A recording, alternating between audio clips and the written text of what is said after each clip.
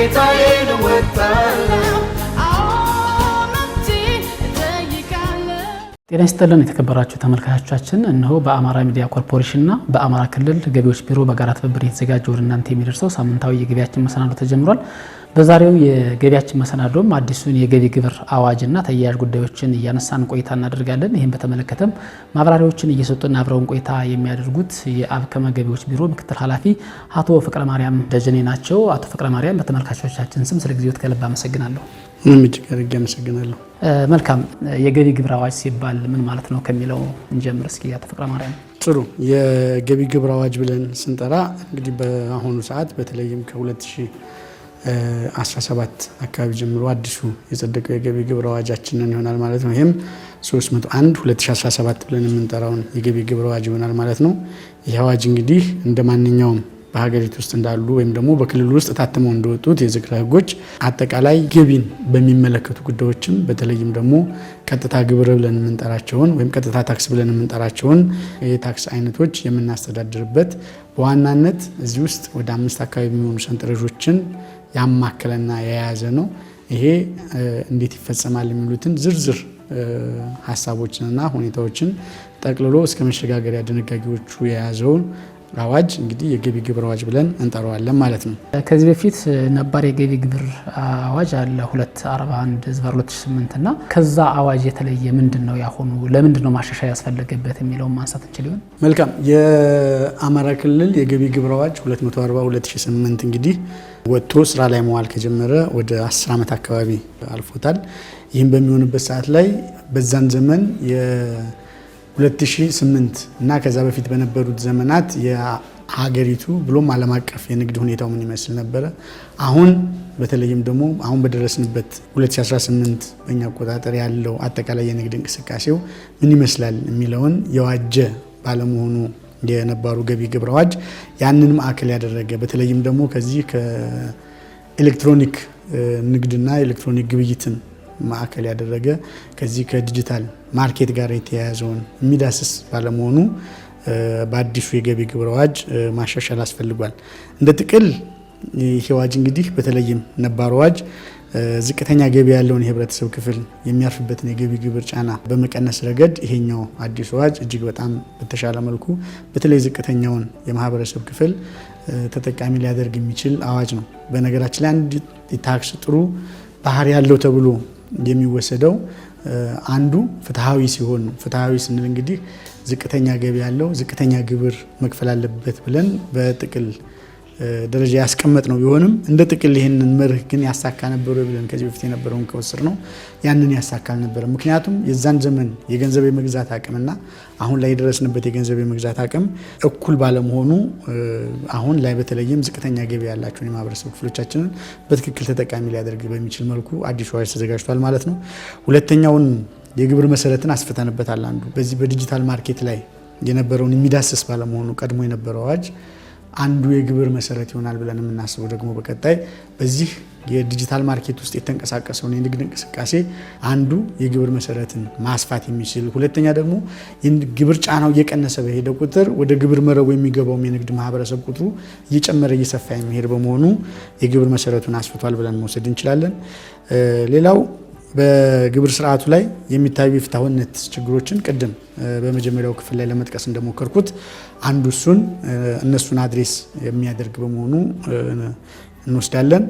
ሌላው አነስተኛ የንግድ እንቅስቃሴ ያላቸውን ለነዚህ ግብር ከፋዮች ደግሞ ቀለል ያለ የግብር ስርዓት የሚከፍሉበትን ያመቻቸንበት ሁኔታ ነው ያለው። ለምሳሌ ከዚህ በፊት እያንዳንዱ ገቢ በሰንጠረዥ ሐመር ውሃ መሰረት በተለይም ደረጃ ሐመር ውሃ ብለን እንጠራቸው የነበሩትን አመታዊ ገቢያቸው ከብር 500 ሺህ በታች የነበሩትን እነዚህን ግብር ከፋዎች ደረጃ ሐመር ውሃ መድቦ ነበር ይዟቸው የነበረ። ደረጃ ለብለን የምንጠራቸውን ደግሞ እስከ 1 ሚሊዮን የነበሩትን እዛ ውስጥ ተካተው የምንይዛቸው የነበሩትን እነዚህ ግብር ከፋዎች ያመነጩትን ገቢ ወደ ሰንጠረዥ ሐመር ውሃ አስገብተን ነበር ስናስከፍላቸው የነበረው።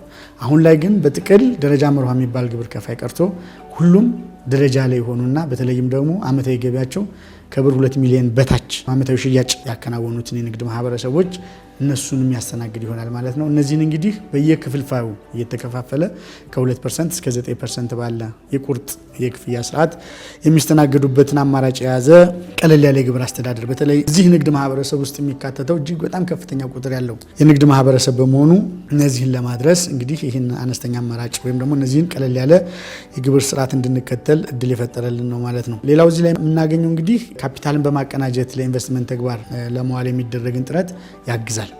አዲሱ የገቢ ግብር አዋጃችን በተለይም ደግሞ እዚህ ጋር ታክሱን መሰረት ለመሸርሸርና የታክስን ለማጭበርበር ይጠቀሙበት የነበሩትን የግብር ህጉ ላይ ያሉትን የታክስ ክፍተቶች በማጥበብ የተዘጋጀ ነው ማለት ነው። እና ትልቁ ነገር ግልጽነት የሚጎላቸው አንዳንድ አንቀጾች የነበሩበት ያም ግልጽ ባለመሆኑ ደግሞ በግብር ከፋዩ ላይ ከፍተኛ የሆነ ውጣ ውረድ ይፈጠርበት የነበረ በመሆኑ አዲሱን የገቢ ግብር አዋጅ እንዲዘጋጅ የተደረገ በመሆኑ ማሻሻሉ በዚህ ልክ አስፈላጊ ሆኖ ተገኝቶ እንዲሻሻል ተደርጓል ማለት ነው። መልካም።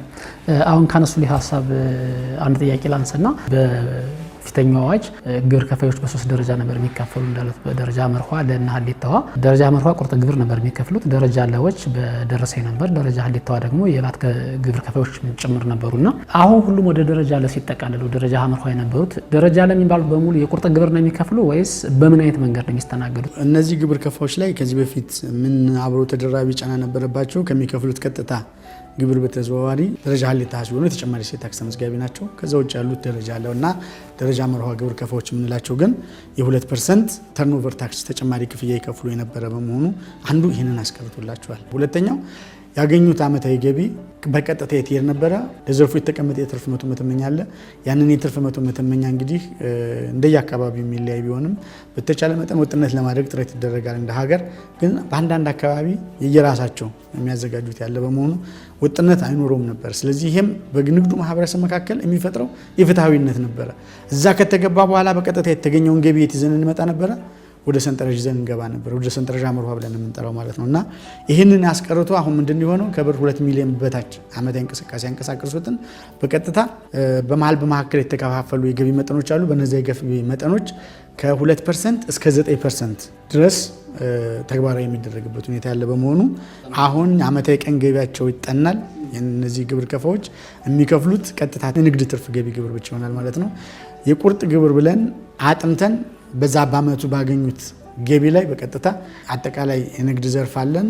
ለአመቱ የስራ ቀናት ምን ያክል ተቀምጦለታል፣ በቀን ምን ያክል ይሸጣል የሚለውን እና አባዛና የምናገኘውን ውጤት በቀጥታ ከ2 እስከ 9% በተቀመጠው ሬት መሰረት እያስከፈልን የምንሄድ ይሆናል ማለት ነው። አሁንም እዚሁ ሀሳብ ሳልወጣ ምናልባት ይሄ የአመታዊ ሽያጭ መጠኑ በፐርሰንት ሲሰላ ከዚህ በፊትም ይነሳ የነበረው የኢፍታዊነት ጥያቄ አለ። ተመሳሳይ ስራ እየሰሩ ተመሳሳይ ቦታ ላይ በተመሳሳይ ወረት ተመሳሳይ ገበያ ላይ እየገበዩ ግን ያንደኛው ከፍተኛ ግብር የቁርጥ ግብር የሚተመንበት ሌላኛው ደግሞ አነስተኛ ግብር የሚተመንበት ቅሬታዎች ብዙ ጊዜ ይስተናገዳሉ እና አሁንም ቢሆን ፐርሰንቱን የሚያሰሉት ሰዎች ናቸውና ይህስ ለዚህ የተጋለጠ አይሆንም ወይ? በምን አይነት መንገድ ነው የሚጠና? በትክክል እርግጠኛ ሆኖ መናገር የሚቻለው በግብር ስርዓት ውስጥ ፍትሐዊነትን አስፍነን እንጨርሳለን ብለን በእርግጠኝነት የምንናገርበት ሩም አይኖርም። ነገር ግን ከባለፉት አመታቶች ይሄኛው የተሻለ ሊሆን ይችላል ብለን የምናምንበትና የምንገምተው ወይም ከዚህ በፊት ከነበረው የቁርጥ ግብር ስርዓት ይሄኛው ሊለይ ይችላል ብለን የምናስበው ከዚህ በፊት ቢያንስ የአንድን ግብር ከፋይ ዓመታዊ እንቅስቃሴውን ሳይሆን ይዘን እንሰራ የነበረው በ5 ዓመት አንድ ጊዜ ባጠና ነው የቅን ገቢ ጥናት መሰረት አድርገን ነበር ስናስከፍል የነበረው። ምናልባት አሁን ላይ አቅማችን በፈቀደ ሁኔታዎች በተመቻቹልን ልክ በየአመቱ የንግዱን ማህበረሰብ የቀን እንቅስቃሴውን ታሳቢ ያደረገ የቀን ገቢ ጥናት አድርገን እናስከፍላለን ብለን እንጠብቃለን። ሁለተኛ ከዚህ በፊት ይጠና የነበረው በጣም ብዙ ኮሚቴዎች በተደራጁበት ነበር። በተለይም የቁርጥ ግብር ጥናት በሚጠናበት ሰዓት ላይ ቀን ገቢ ጥናቱ ምንም ኖሃው በሌላቸው ማህበረሰብ ክፍሎች የሚጠና በመሆኑ ፍትሐዊነት እንዲዛባ ከፍተኛ ድርሻ ነበረው። አሁን ግን በየአመቱ እየተጠና የሚሄድ በመሆኑ ያንን ጫና ይቀንሳል። ምክንያቱም ለምሳሌ ዘንድሮ ከፍተኛ ትራንዛክሽን አለው፣ የሚቀጥለው አመት ሊቀንስ ይችላል፣ ከዚህ የሆነ አመት ደግሞ ከፍ ሊል ይችላል። ይሄንን ማውጣት መውረድን ተከተለ ግብር እያስከፈልን በምንሄድበት ሰዓት ላይ ቢያንስ በንግዱ ማህበረሰብ የሚፈጠረውን እንዲህ አይነት ጋፕ ያጠባል ብለን እንጠብቃለን። ካልሆነ ግን እንደተባለው በአንድ ጀንበር ወይም በሆነ ጊዜያቶች ውስጥ ሆነን አዎ በቃ ዛሬ ላይ ፍትሐዊ ነው የአማራ ክልል የንግድ ስርዓት በቃ ሁሉም ብለን የማንልበት የሰው ልጅ የሚሰራው ስራ በመሆኑ ሁሌም ጉድለት ይኖርበታል። ነገር ግን የኛ ትልቁ ጥረትና ልፋት እንደ ከዚህ በፊቱ የሰፋ ባይሆንም ፍትሃዊነት ጉለት ሊኖር ይችላል። ነገር ግን በጠበበ መልኩ ይሆናል ብለን የምንጠብቀው ነው ማለት ነው። የግብር ከፋዮች ደረጃ በተለይ የንግድ ግብር ከፋይ ደረጃዎች ናቸው አሁን ከ3 ወደ 2 የመጡትና ሌላ ደግሞ የገቢ ሰንጠረዥ የሚባሉት ወደ 5 ያክል ይመስለኛል ባለሰዓት አሉና እነዚህንም ይነካል። ያደራጀበት የቀየረበት መንገድ አለ ወይስ ሰንጠረዦቹ ባሉበት ነው? ጥሩ ሰንጠረዦቹን የሚነካ አይደለም። ሰንጠረዥ ሀም፣ ሰንጠረዥ ለም፣ ሰንጠረዥ አመርሃም፣ ሰንጠረዥ መም፣ ሰንጠረዥ ሰም አሉ። ነገር ግን በእነዚህ ላይ የየራሱ የተደረጉ ማሻሻያዎች አሉ። በተለይ ሰንጠረዥ ሀሌታ ብለን የምንጠራው የደሞዝ ገቢ ግብርን የምናስከፍልበት በመሆኑ ለምሳሌ ከዚህ በፊት እስከ 600 ብር ድረስ የነበረውን የታክስ ፍሪ አሁን በ300 እጥፍ በማሳደግ ወደ 2000 ከፍ እንዲል ተደርጓል። እንደዚሁም ደግሞ 35% የነበረበትን የታክስ መጣኔ እሱም ወደ 14000 ከፍ እንዲል የተደረገበት ሁኔታ ነው ያለው። እስከ 10% የነበረውን የመጨረሻው ምጣኔ አሁን ወደ 15% ሰብሰብ የተደረገበት ከፍ ያለበት ሁኔታ ያለ መሆኑን እንመለከታለን። ከዚህ በፊት ከ10 ነበር ይነሳ የነበረው አሁን ወደ 15 ሳብ የተደረገበት ሁኔታ ነው ያለው። ሰንጠረዥ ለም በሚመለከት የኪራይ ገቢ ግብር ከፋዮች ናቸው። ሰንጠረዥ አመርሃ የንግድ ትርፍ ገቢ ግብር ከፋዮች ናቸው። እነዚህ ሰንጠረዦችን የምንጠቀማቸው አመታዊ የገቢ እንቅስቃሴያቸው 2 ሚሊዮን እና ከዛ በላይ ለሆኑ በተለይም ሂሳብ መዝገብ ይዘው ለሚያቀርቡ ግብር ከፋዮች ሂሳብ መዝገባቸው አጠቃላይ እነሱ ያቀረቡት ገቢ ሲቀነስ እነሱ ያቀረቡት ወጪ ጥቅል ግብር የሚከፈልበት አመታዊ ገቢያቸው አለ። ያንን የምናገኘውን ግብር የሚከፈልበትን ገቢ ይዘን በቀጥታ ምን ሄደው ወዴት ይሆናል? ወደ እነዚህ ሰንጠረዦች ይሆናል ማለት ነው።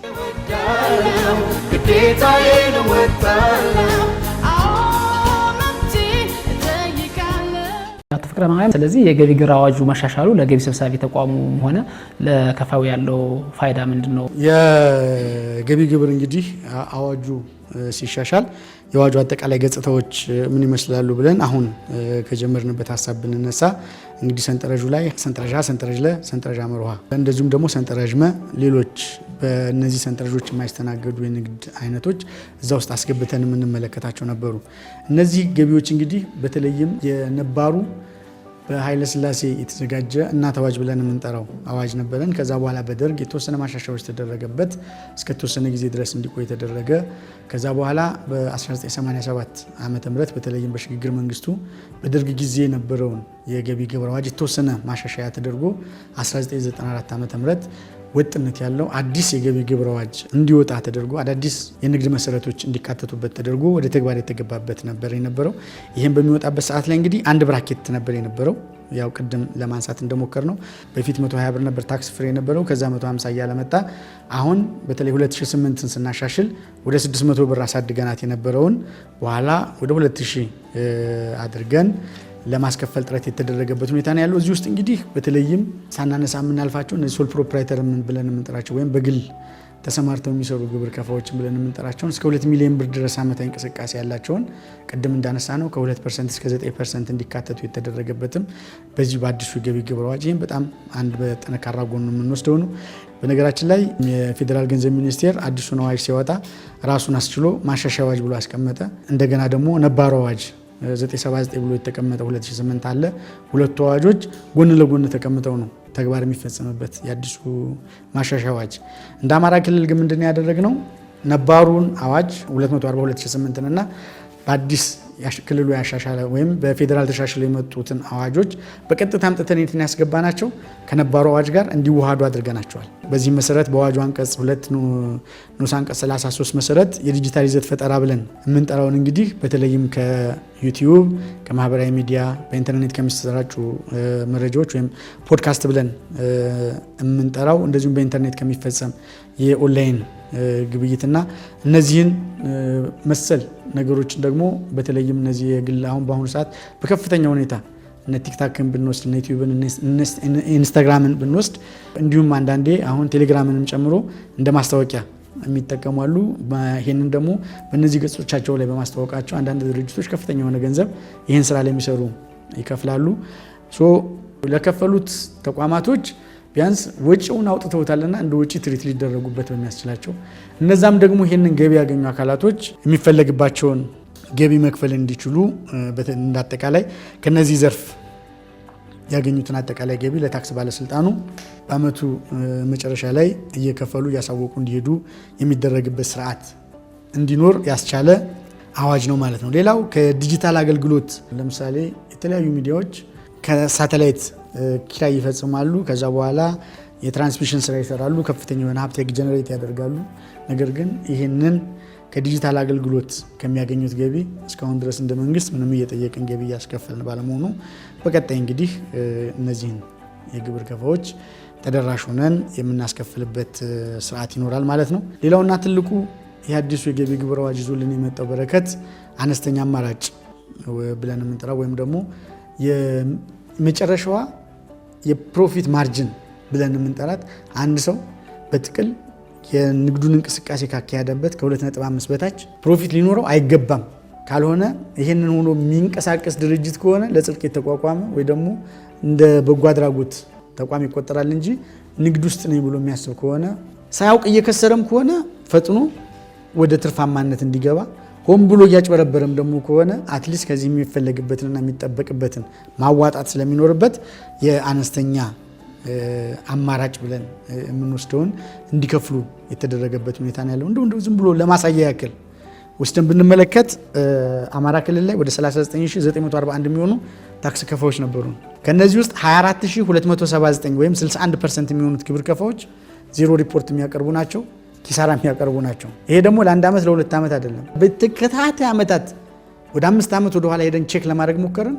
በቃ አጠቃላይ ይሄንን የሚያደርጉት እነዚህን ሰዎች ፐርሰናል ሄደን ስንመለከታቸው በየአመቱ ከፍተኛ ገንዘብ ወጪ እያደረጉ ትልልቅ ኩባንያዎችን ሲገዙ እናገኛቸዋለን። በአጠቃላይ የንግድ እንቅስቃሴያቸው ውስጥ የንግድ ስራቸውን ማሳለጫ የሚሆኑ በጣም ዘመናዊ ተሽከርካሪዎችን የሚገዙ በጣም ትልልቅ ቪላ ያላቸው ሰዎች ናቸው። ስለዚህ ቢያንስ እነዚህ ሰዎች በትክክለኛ ከሆነ በኦዲት ተረጋግጦ ኪሳራ ከሆነ ኪሳራው አክሰፕት ይደረጋል። ካልሆነ ግን ቢያንስ በሚያሳውቁበት ወቅት በአመቱ ያችን አነስተኛ አማራጭ ብለን የምንጠራትን 2.5 እንዲከፍሉ የማድረግ ስርዓት እንደተጠበቀ ይሆናል ማለት ነው። ሌላው ትልቁ አሁን ይሄ አዋጅ ይዞልን የወጣው በጥሬ ገንዘብ የሚፈጸምን ግብይት ከ50 ሺህ ብር አይበልጥም ብሎ ሊሚት አድርጓል። በተጨባጭ አሁን የገጠመንን አንድ የማጭበርበር ጥግ ማንሳት ስለምፈልግ ነው። በጣም ትልልቅ ፋብሪካዎች ናቸው።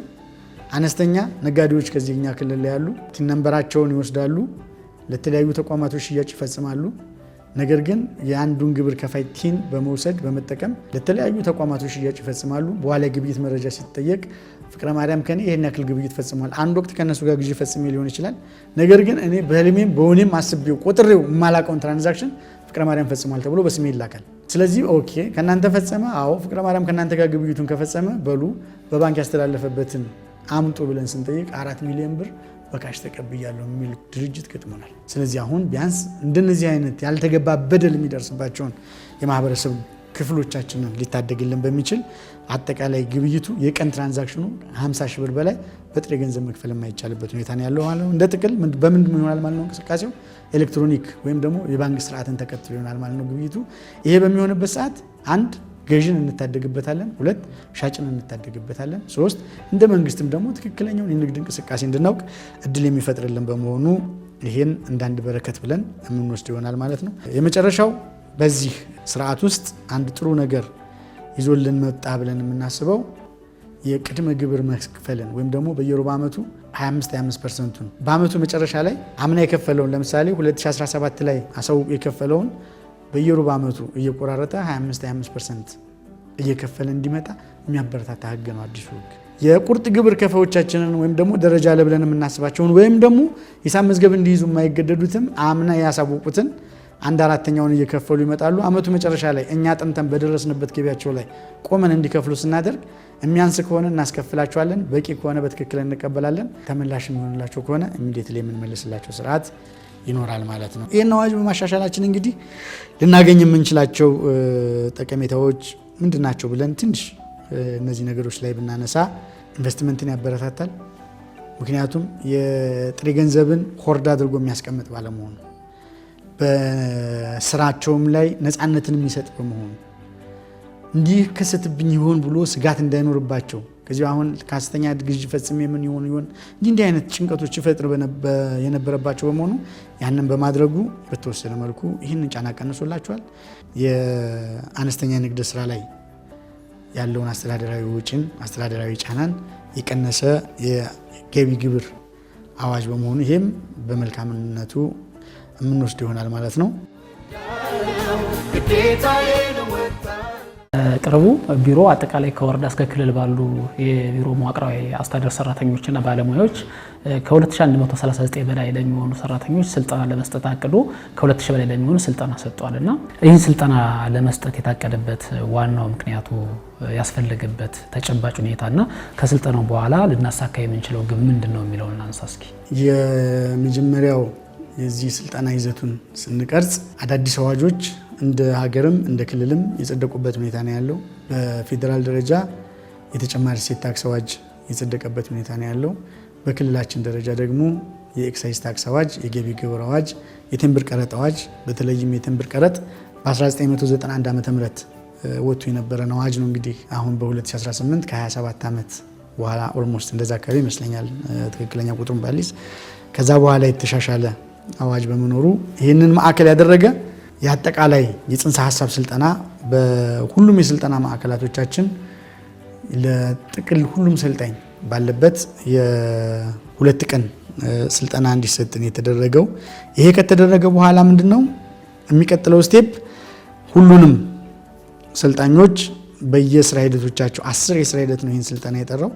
10ሩም የስራ ሂደት ለአጠቃላይ እነዚህን ሰልጣኞች ይዞ እንዲሰለጥኑ ያደረግንበት ሁኔታ ነው ያለው። እንደ ጥቅል ግን ስልጠናው የአቅም ክፍተትን ከመሙላት ባለፈ እንግዲህ በገቢ ተቋም ውስጥ ያለውን የአገልግሎት አሰጣጥ ችግር፣ አንዳንድ የፍትሐዊነት ችግር የነበረብን በመሆኑ የመልካም አስተዳደር መነሻ ተቋም በመሆኑ ለኪራይ ሰብሳቢነት ወይም ለሌብነት ምንጭ የሆነ ተቋም በመሆኑ ይህንን ሊሽር ሊቀርፍ የሚችል ወይም ደግሞ ሊቀንስ የሚችል ተጠያቂነትን ሊያሰፍን፣ የተገልጋዮች ደግሞ ወደ ተቋሙ ሲመጡ ምን ይጠበቅባቸዋል፣ እኛ ምን ሆነን መጠበቅ አለብን፣ እኛ ወደኛ የሚመጣው የንግዱ ማህበረሰብ ወደ ተቋማችን ሲመጣ ፈርቶን ሳይሆን ወደ ቤቴ ልሂድ የሚል ወዶን እኔ ለሀገር አበርክቶ ማበረከትበት ተቋሜ ነው ብሎ ተሰምቶት እንዲመጣ ሊያስችል የሚችል የስነ ምግባር ስልጠና ነው እየሰጠን የቆየ ነው። እንዳጠቃላይ ደግሞ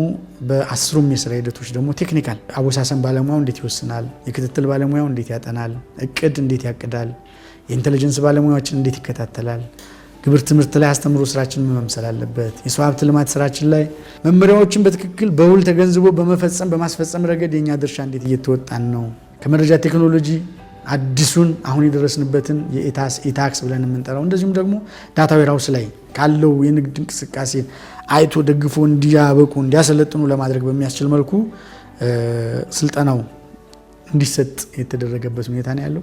ትንሽ እዚህ ጋር ግን እንደው ስልጠናው ምን አነሳሳችሁ ተብሎ ቅድም አንተ ወንድሜ እንዳነሳው የመጀመሪያው በየክልሉ የኢንቨስቲጌሽን ኦዲት ብለን የምንጠራዋለን። የኢንቨስቲጌሽን ኦዲት ማለት አንድ ግብር ከፋይ አመታዊ ገቢውን አሳውቆ ወይም ደግሞ በሂሳብ መዝገብ ወይም ደግሞ በውሳኔ መሰረት ይከፍላል። ከዛ በኋላ እስኪ የዚህ ግብር ከፋይ ከህግ አንጻር፣ ከመመሪያዎች አንጻር፣ ከአሰራር አንጻር በትክክል ተወስኖለት ነው የከፈለው ወይስ በትክክል አይደለም ተወስኖ የከፈለው የሚለውን ቼክ ስናደርግ ከፍተኛ ግኝት ነው የምናገኘው በየአካባቢው።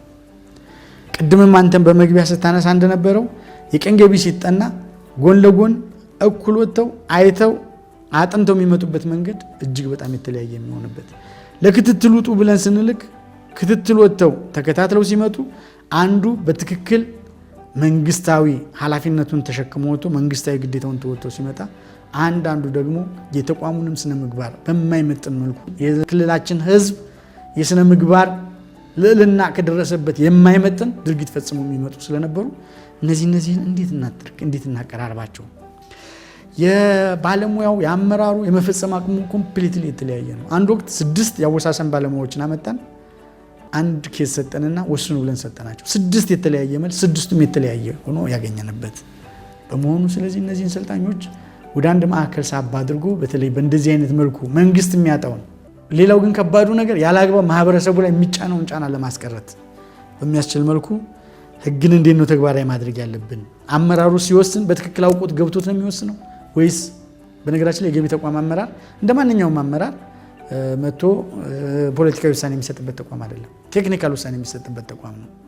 ስለዚህ እንዴት ቴክኒካል መወሰን አለበት የሚለውን ማስገንዘብ አለብን ብለን አምነን እንዳንድ ያወሳሰን ባለሙያ የቀን ገቢ ሰጥተነው፣ የወርሃዊ ስራ ግብር ሰጥተነው፣ አመታዊ ገቢ ሰጥተነው እዚህ ላይ መሰረት አድርጎ ወስኖ እንዴት ማስከፈል አለበት ባለሙያው የሚለውን አውቆ ከዚህ መነጫል ስህተቶች ለቅሬታም ጥያቄ ሲቀርብለት እንዴት ነው የወሰንከው የሚለውን ይመለከታል። እንዴት ነው የቀን ገቢ ጥናቱ የተጠናው የሚለውን ይመለከታል።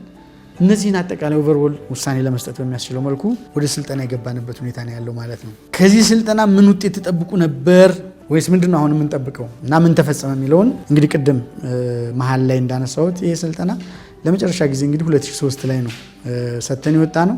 ይሁንና ግን አጠቃላይ በአራቱም የስልጠና ማዕከላቶች እስኪ 2003 የሰለጠናችሁ እጃችሁን አሳዩን ብለን ስንጠይቅ 5% 10% የማይሞላ ሰልጣኝ ከጥቅል ከተገኙ ሰልጣኝ ውስጥ ያን ያክል ቁጥር የሚሞላ አልነበረ ምን የነበረው። ስለዚህ ቢያንስ የነዚህ ሰዎች 3 አይነት ባለሙያ ነው እዛ በስልጠና ውስጥ የሚገኘው። ምንም የማያውቅ አለ፣ የተወሰነ የሚያውቅ አለ፣ ጥቂት ቢሆንም ሙሉ በሙሉ የሚያውቁ አሉ። ስለዚህ ቢያንስ ምንም አያውቁም የምንላቸውን በተቻለ መጠን የተወሰነ አውቀዋል ብለን ወደምናስባቸው ጎራ እንዲገቡና ምንም አያውቁም የሚባሉትን ለመቀነስ ለማጥፋት ትንሽ አውቀዋል ብለን የምናስባቸውን የጎደላቸውን ክፍተት ሞልተን አውቀዋል ወይም ደግሞ አሁን በትክክል ተረድተውታል፣ በትክክል ይሄን አዋጅ፣ ይሄንን ደንብ፣ ይሄንን መመሪያ፣ ይሄን አሰራር መፈጸም ይችላሉ ወደምንላቸው ጎራ እንዲቀላቀሉ ለማድረግ። ሌላው የስነ ምግባር ጉለት የነበረባቸው፣ የአመለካከት ጉለት የነበረባቸው፣ የክህሎት ክፍተት የነበረባቸው እንደ ጥቅል እውቀትም የሌላቸው ሰዎች የነበሩበት በመሆኑ ቢያንስ እነዚህን የማጽዳት እየፈጸሙት ያለው ትክክል አለመሆኑን የማስገንዘብ ስራ የተሰራ በመሆኑ እንግዲህ እንደ ጥቅል ውጤቱን ስናስብ ቅድም የጠቀስኳቸውን ወደ ተቀራራቢ ደረጃ የመፈጸም የመወሰን አቅም የደረሰ አመራርና ባለሙያ ይኖረናል ብለን እንጠብቃለን። አዋጁ ከ2018 ጀምሮ እንግዲህ አዳዲስ አዋጆች እያሻሻልን ነው። ቀጣይ ፓይፕላይን ላይ ያሉ አዲስ የሚጸድቁ አዋጆችም ያሉን በመሆኑ ስለነሱም ግን በቂ ግንዛቤ ኖሯቸው እንዴት ይፈጸማሉ የሚሉት ላይ በበቂ ሁኔታ እንዲፈጽሙ ያስችላቸዋል ነው። ከዚህ ከኢትሬድ ጋር ተያይዞ እነዚህ ዳታ ዌርሃውስ ላይ ያሉትን በደንብ ተገንዝበው አውጥተው በመጠቀም ረገድ ለጥቅም እንዲውል በማድረግ ረገድ የበኩላቸውን አስተዋጽኦ እንዲያበረክቱ እድል ይፈጥርላቸዋል ብለን እንጠብቃለን። በግብር አወሳሰን፣ በኦዲት፣ በታክስ ማጭበርበር ከዚህ ከሰባብት ቅድም ከተቃቀስኳቸው አንጻር ያሉ ክፍተቶች ተሞልተው ወደ ተቀራራቢ ደረጃ ለምሳሌ አንድ አመራር ከሜዳ ተነስቶ ብድግ ብሎ እከሌን ዛሬ ከስራ አነሳለሁ እከሌን ወደ ተቋም አመጣለሁ ብሎ ቢያስብ አይ ከዚህ መመሪያ አንጻር ወደዚህ ተቋም የሚመጣው ሰው ይሄንን የስራ ልምድ የያዘ ይሄንን ሙያ ያለው ሰው መሆን አለበት እንጂ አይመጣም ብሎ ዲፌንድ የሚያደርግ የሰው ሀብት ልማት ባለሙያ እንዲኖረን አመራር እንዲኖረን አቅደው በመፈጸም ረገድ ትሬንድ ቤዝድ ነው የነበረብንበት። ሌላውና ትልቁ ደግሞ ክልላችን አሁን በኪ ፐርፎርማንስ ኢንዲኬተር እየተለካን እየተመዘንን ያለ ነው። ይሄ ታች ወርዶ የታችኛው መዋቅራችን መመዘን መለካት መቻል አለበት።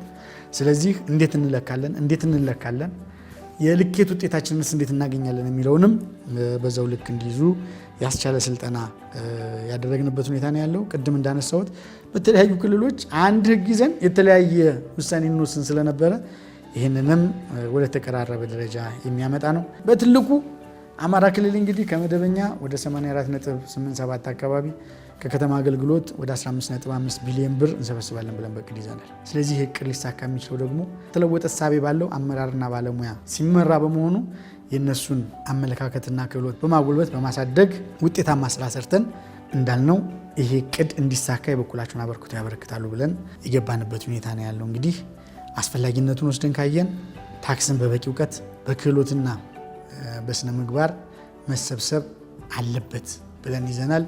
ገቢ ተቋሙ የአገልግሎት አሰጣጥ ያው ከተሻሻለ የታክስ አዋጅና የቴክኖሎጂ ውጤት ጋር በማጣጣም ፍትሐዊና ቅልጥፍና ውጤታማነት ያሳድጋል።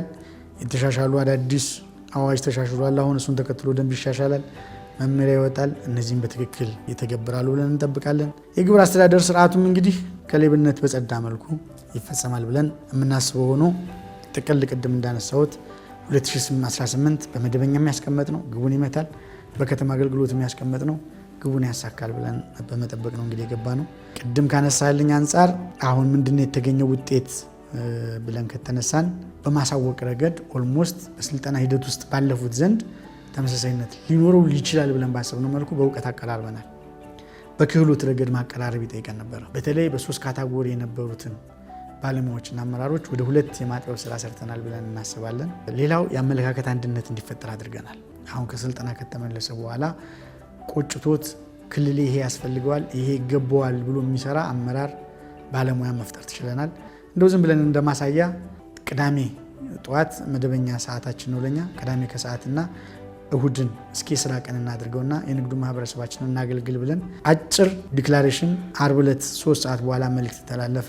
በሁሉም በክልላችን ተቋማቶች ቅዳሜ ከሰዓት እሁድ ሙሉ ቀን ይሄ ማለት የካቲት 28 የካቲት 29 የንግድ ማህበረሰባችንን አገልግሎት ስንሰጥ ይዋልንበት መሆኑ ይሄ እንደ አንድ ኦኬ እውነትም መለወጥ ጀምረናል። ክልሉ መንግስት እያደረገልን ያለውን በጎ ነገር በበጎ ተመልክቶ ወደ ተግባር በመቀየር ረገድ የስልጠናውን ፋይዳ ተገንዝቦ በመፈጸም የተሻለ ነው ብለን እናስባለን። ከስልጠና እንደተመለሱ ድራማቲክ ለውጥ ያመጡ መምሪያዎች አሉ።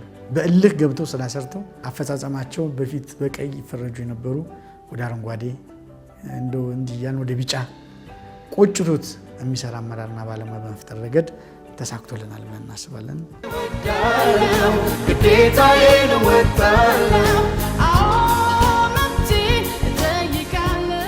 የተከበራችሁ ተመልካቾቻችን በአዲሱ የገቢ ግብር አዋጅና ተያያዥ ጉዳዮች ጋር እያነሳን ቆይታ ያደረግንበት የዛሬው ሳምንታዊ የገቢያችን መሰናዶ የተከታተላችሁትን ይመስል ነበረ። በርዕሰ ጉዳዩ ዙሪያ ማብራሪያ እየሰጡን አብረውን ቆይታ ያደረጉትን አቶ ፍቅረ ማርያም ደጀኔን ከልብ እናመሰግናለን። ሳምንት በተመሳሳይ ሰዓት በሌላ ርዕሰ ጉዳይ ተመልሰን እንገናኛለን። የፕሮግራሙ አዘጋጅ እኔ ደስታ ጥቃ ከካሜራ ባለሙያዎቹ ሀብተ ገብርኤል መኮንንና እኔው ገድፍ ጋር በመሆን ነበር አብረን ቆይታ ያደረግነው። የሳምንት ሰው ይበለን።